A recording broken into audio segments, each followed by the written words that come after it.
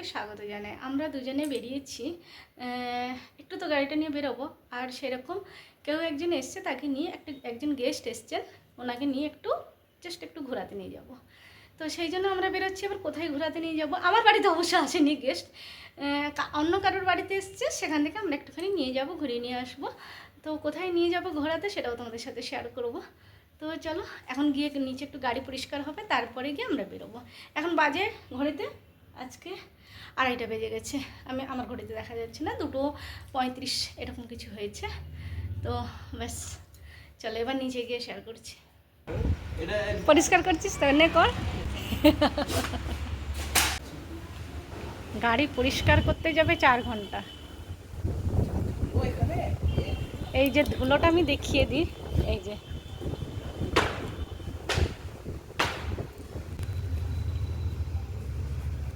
গাড়ি বার করার সময় আমার কোনো কথা বলা যাবে না, কারণ আমি নাকি একটু বেশি খ্যাচখ্যাচ করি, যার জন্য কোনো কথা আমার বলা যাবে না। হ্যাঁ, অনেক সময় গাড়ি যখন চালাই সে, তখনও আমাকে বলে যে তুমি একটু চুপ করে শান্ত হয়ে বসে থাকো। তাই আমি চুপচাপ শুধু ব্লগটা তোমাদের সাথে শেয়ার করছি। আমরা এখন বেরিয়েছি।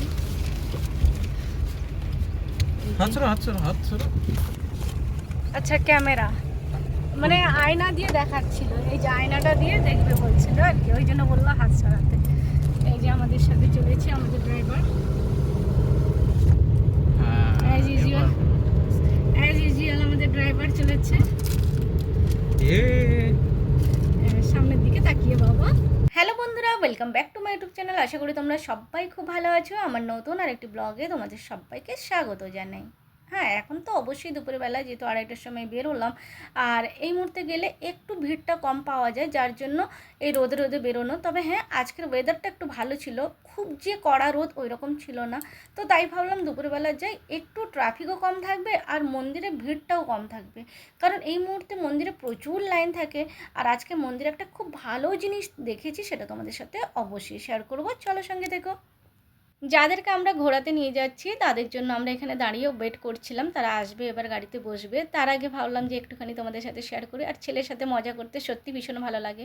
ও যতবার চুল ঠিক করছে ততবারই ভাবছি একটু ঘেঁটে দিই, তবে গিয়ে একটু মস্তি করতে মাঝে মধ্যে বেশ ভালোই লাগে।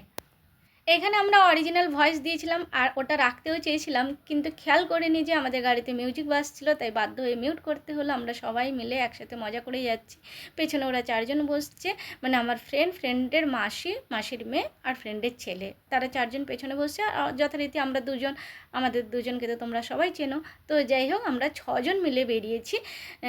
বর্তমানে প্ল্যানিং আছে বৈষ্ণোদেবীর মন্দিরে যাব, কিন্তু তারপরে রাস্তায় আবার চেঞ্জ হওয়ার পরে আমরা কোথায় গেলাম সেটা অবশ্যই তোমাদের সাথে শেয়ার করব। আর সত্যিকারে বেশ মজা লাগে যদি আমরা সবাই একসাথে বেড়াতে যাই। কিন্তু মাঝখানে আরেকটা প্রবলেম হলো যে আমরা যে রাস্তাটা দিয়ে সবসময় যাই, মানে এই রাস্তাটা দিয়ে, তো আগের দিকে গিয়ে দেখলাম যে রাস্তাটা হঠাৎ করে বন্ধ করে দিয়েছে। রাস্তার কাজ হচ্ছে বা কিছু আমি জানি না, ঘিরে দিয়েছে, এদিক থেকে কিছু দেখা যাচ্ছে না। তো যার জন্য এই যে আমরা যাচ্ছি, এইটা কিন্তু তখনও অবধি জানি না যে আগে গিয়ে বন্ধ আছে। নর্মালি আমরা এইভাবে এদিক দিয়ে অনেকবারই গেছি, এরকমভাবে ব্লক করা থাকে, কিন্তু যতবারই গেছি আমরা বেরিয়ে গেছি। এখান থেকেও কিন্তু অনেক দিকে রাস্তা আছে, কিন্তু আমরা যে রাস্তাটা মেনলি আজকে যাচ্ছি সেটা যখন বন্ধ দেখলাম, তারপরে আবার গাড়ি ঘুরিয়ে আবার অন্য রাস্তা দিয়ে গেলাম। ভাবছিলাম একটু ম্যাপের দরকার পড়বে, কিন্তু না, ঠিক আছে, মনে আছে, মোটামুটি ভালোভাবে নিয়ে যেতে পেরেছি, ম্যাপের দরকার হয়নি। আর ব্যাস চলো, বৈষ্ণোদেবীর মন্দিরে কিন্তু সত্যিকারে আমরা অনেকবারই গেছি, যতবারই যাই বেশ ভালোই লাগে। এই যে রাস্তায় অন্নপূর্ণা মন্দির, আসার সময় অবশ্যই অন্নপূর্ণা মায়ের দর্শন করে তারপরে বাড়ি যাব। তো ওই যে বললাম বৈষ্ণোদেবীর মন্দিরে যাওয়ার ছিলাম, আর তারপরে যে প্ল্যানিং চেঞ্জ হলো সেটা হচ্ছে যে অন্নপূর্ণা মন্দিরে গিয়ে তারপরে দর্শন করে আমরা এলাম। এই যে মা বৈষ্ণোদেবী মন্দির, ইন্দোর। আর সত্যিকারে ভীষণ সুন্দরভাবে বানানো হয়েছে, মানে না গেলে ভাবা যায় না যে এত সুন্দরভাবে বানানো হয়েছে। আমরা এখান থেকে প্রসাদ নেব, আর পুরো পাহাড় যেমনভাবে উঠতে হয়, হ্যাঁ, ছোটো জায়গার মধ্যে বেশ ভালো। তো আমরা প্রসাদ নিয়ে এবার গুফার মধ্য দিয়ে চলে যাচ্ছি।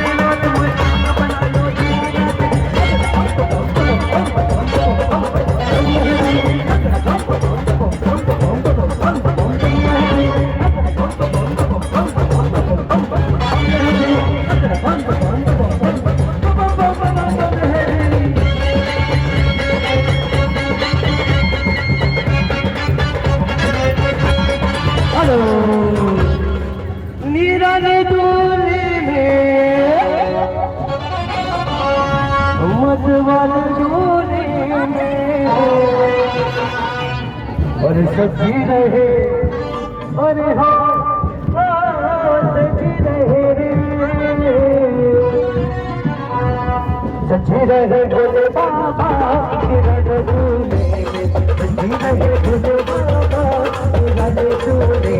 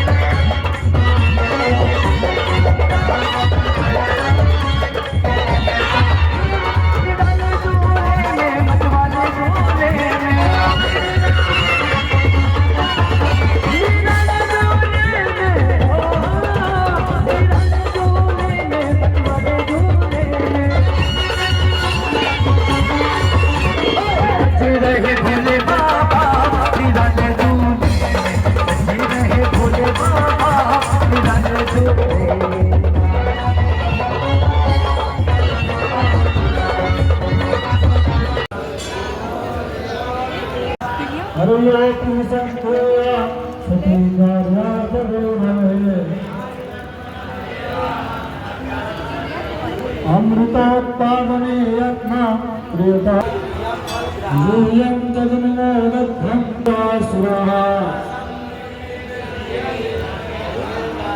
नभो